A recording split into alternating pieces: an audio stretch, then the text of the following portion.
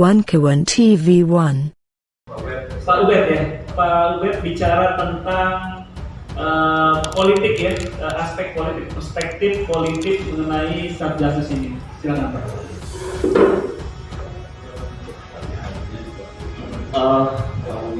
Saya sedang berpikir sebetulnya bagaimana menjelaskan Satgasus dan fenomena kerugian tambang ratusan triliun, bahkan ada perusahaan tambang yang tidak punya NPWP, kemudian ada transaksi yang mencurigakan dari perjudian yang angkanya sampai 155 triliun, temuan PPATK yang mengalir ke aparat kepolisian, kemudian ke masyarakat yang lain, termasuk ASN. Pertanyaannya, bagaimana perspektif politik membaca itu? Ini kan pertanyaan menarik. Saya kemudian teringat satu jurnal yang ditulis oleh Moses Naim.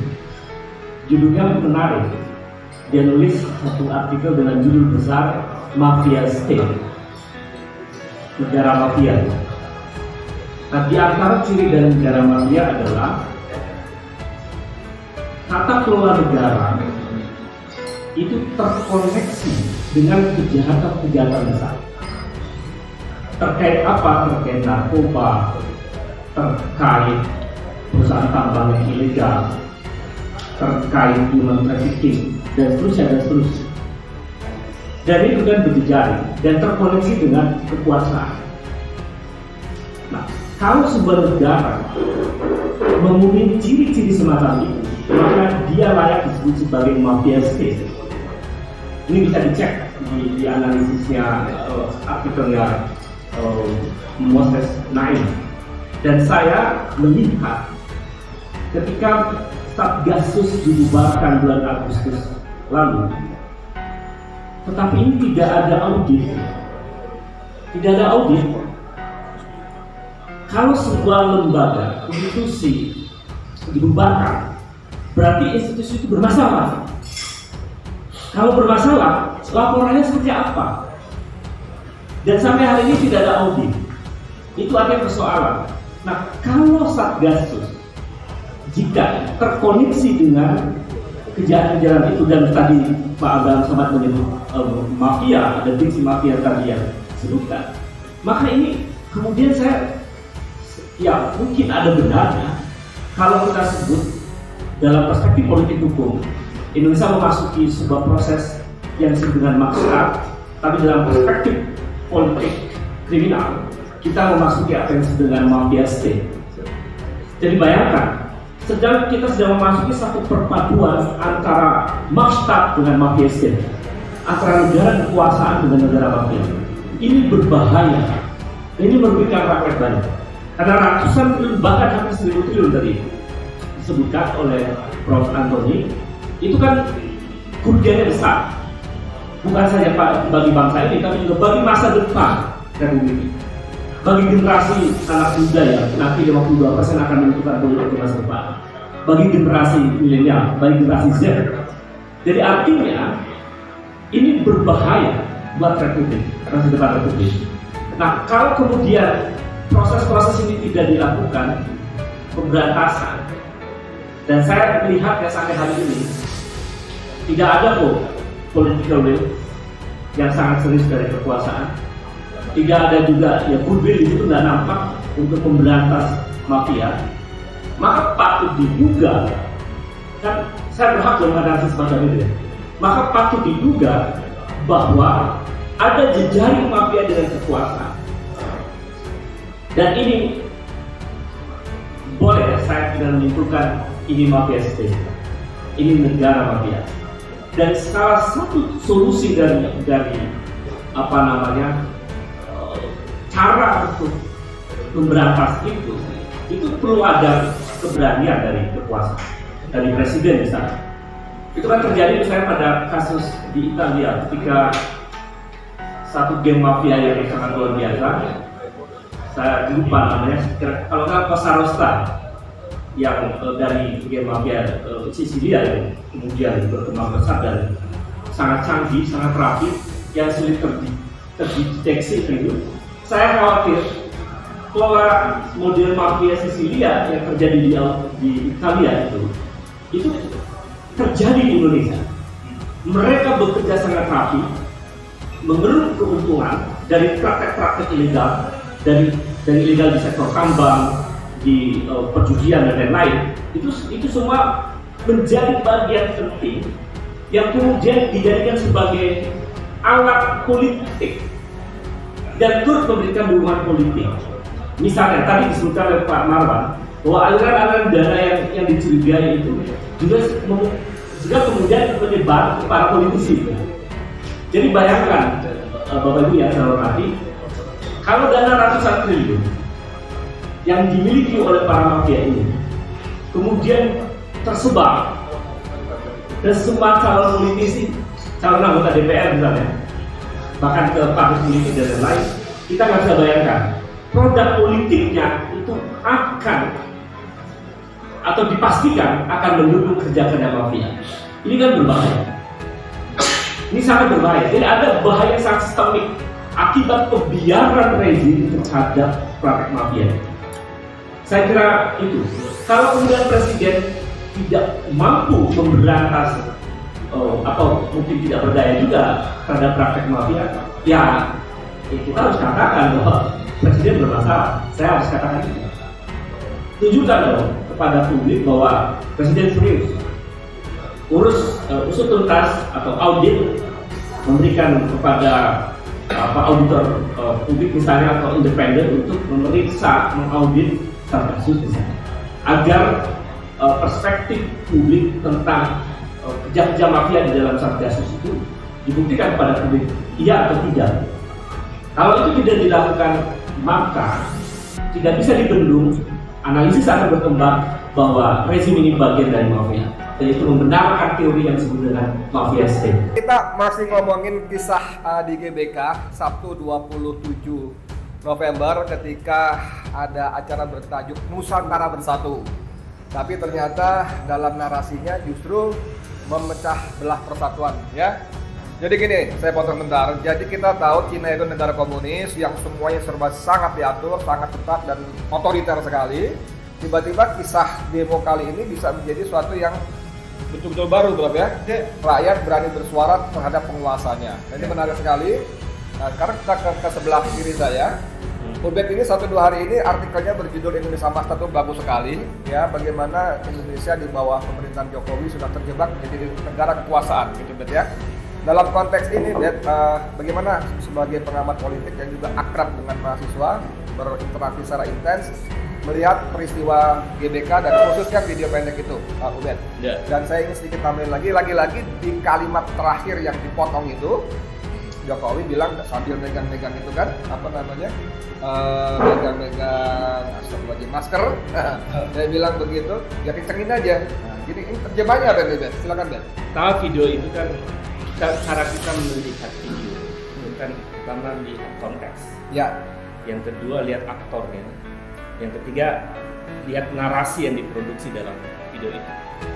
Jadi pertama kalau kita lihat konteks video itu adalah satu peristiwa yang menjadi bagian dari peristiwa akan disebut Nusantara Bersatu. Iya. Iya. Dari sisi konteks, sebetulnya video itu sangat bertentangan. Jadi misi utamanya ini membangun Nusantara Bersatu. Persatuan ya. Dalam terminologi movement front stage-nya. Jadi panggung depannya adalah Nusantara Bersatu. Ya. Ternyata panggung backstage-nya adalah perpecahan, pertempuran. Ya. Karena ternyata di belakang panggung mereka bicara soal pertempuran. Iya. Jadi betapa bohongnya pertunjukan di GBK itu. Betapa bohongnya katanya. Karena di belakang panggung mereka pertempuran narasinya. Iya. Kemudian yang kedua, di dalam narasi itu ada aktor kan, ada Benny Ramdhani, ada Jokowi. Iya. Dari situ kita bisa melihat ternyata lingkaran kekuasaan itu betapa buruknya. Apa? Dari mana indikatornya? Karena seorang ketua badan negara semacam memberikan masukan kepada presiden, dengan diksi-diksi yang justru sifatnya provokatif. Masukannya parahan. Ya, arahan ngeri juga ya, ketua badan itu di bawah presiden tapi mengarahkan presiden. Ya. Nggak apa-apa. Jadi itu satu interaksi yang menurut saya ya menurunkan kualitas sebagai kepala negara. Dan parahnya ketika Benny Ramdhani mengusulkan diksi pertempuran, Jokowi meresponnya kencengin ya gitu ya. Kencengin aja. Jadi ada sedikit penekanan di situ ya. Jadi saya melihat ini juga menunjukkan bahwa kapasitas presiden mestinya dia sangat kritis untuk tidak merespon itu secara seperti itu. Lalu kemudian mestinya saat itu presiden mengingatkan seorang Benny Ramdhani. Nah dari sisi aktor ya, Benny Ramdhani ini kan aktivis ormas ya. Jadi kalau kita lihat siapa Benny Ramdhani ya, aktivis ormas ya. Karena dia ketua PMII dia. PMII. Di Manado tahun 96. Jadi aktivis pendapannya itu udah kelewat ya sebetulnya. Jadi kalau dari lihat tahunnya dia menjadi pengurus ketua PMII itu tahun 95-96 kurang lebih ya, antara tahun itu. Jadi ya posisi lalu kemudian melakukan ke Jakarta lalu ya sedikit ada crime sebagai aktivis 98 sebetulnya. Oke, kembali ke soal narasi saja ya. Soal narasi itu. Jadi yang menarik adalah bahwa tempur lapangan satu. Kedua, ketika si Benny memberikan masukan atau arahan kepada presiden menyimak dengan baik. Dan mestinya menurut saya ini kalau dia seorang negarawan dia bilang jangan itu kan bla bla bla. Tapi kan nggak ada itu kan. Ini artinya apakah ini mengkonfirmasi seperti artikel UGAT bahwa Indonesia sudah terjebak atau sudah berperilaku sebagai negara kekuasaan? Salah satu ciri dari maksud itu adalah kekuasaan begitu represif terhadap rakyat dan ada sentralisasi kekuasaan di situ, ada pengabaian terhadap aspirasi rakyat. Jadi kalau melihat ciri dan ada narasi yang sifatnya pembungkaman terhadap masyarakat, bahkan anak-anak putih yang bersifat represif, ya itu juga satu indikasi dari apa yang disebut dengan maksa. Negara kekuasaan yang mengabaikan aspirasi publik dan menghilangkan rasionalitas dalam proses. Dalam konteks demokrasi bahayanya apa sih kalau negara kekuasaan? Bahayanya luar biasa. Karena misalnya begini, contoh paling empirik ya. Jika negara demokrasi itu mendengarkan aspirasi rakyat, maka peristiwa 2019 ketika mahasiswa rakyat dan ratusan ribu buruh berdemonstrasi menolak revisi undang-undang KPK, tapi kan kemudian diabaikan oleh KPK. Bahkan ratusan intelektual datang ke istana untuk minta Jokowi membuat perpu untuk membatalkan undang-undang KPK pun tidak didengar, diabaikan. Jadi pengabaian itu ciri maksa dan akibatnya kemudian KPK menjadi lemah. Dan korupsi makin merajalela. Jadi bahayanya luar biasa, rakyat dirugikan. Yang kedua kasus undang-undang Omnibus Law juga sama.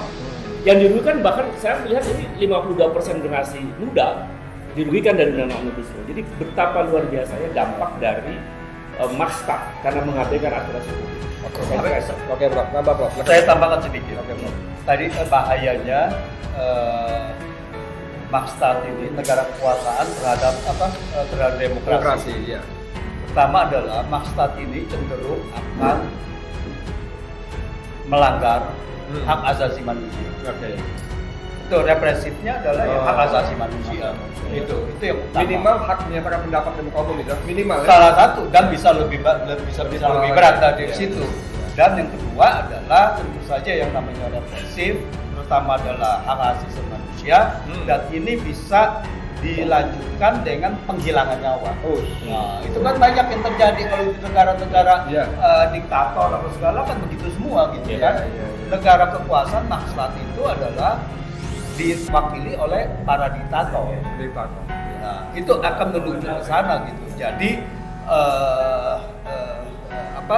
pengadilan jadi menyalahkan menangkap orang tanpa ada pengadilan lagi. Nah itu yang gini, dan di sini kalau kita lihat apakah sudah terjadi atau belum. Coba kita menilai, ya kan, Bung Edi?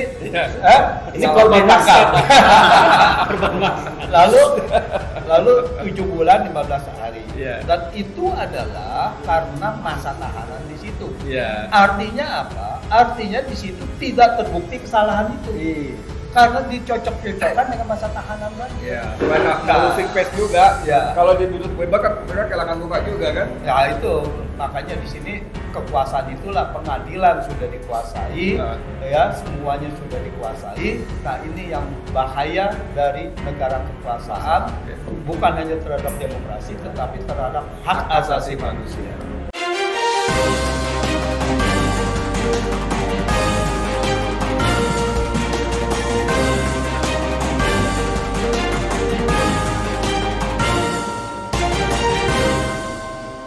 One Kawan TV 1